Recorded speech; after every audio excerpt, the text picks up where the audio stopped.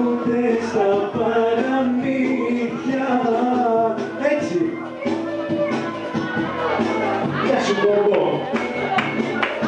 Κολλάζεις μωρό μου και αγγέλος, Θεός και δαίμονες στα δαχτύλια σου παίζεις.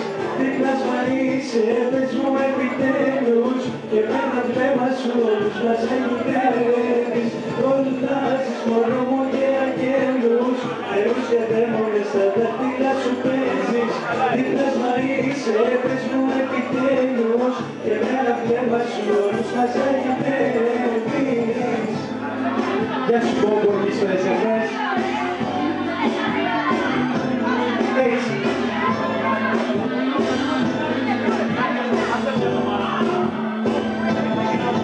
Κολλάζεις μωρό μου και αγγέλους, Θεούς και δαίμονες στα δάχτυλα σου παίζεις.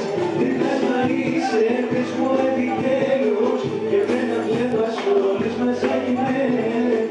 Κολλάζεις μωρό μου και αγγέλους, Θεούς και δαίμονες στα δάχτυλα σου παίζεις. Δίπλασμα είσαι, πες μου επιτέλους, και με ένα βλέμμα σου όλους μας αγγέλεις. Ευχαριστούμε πολύ. Θέλουμε κι άλλο. Ωραία.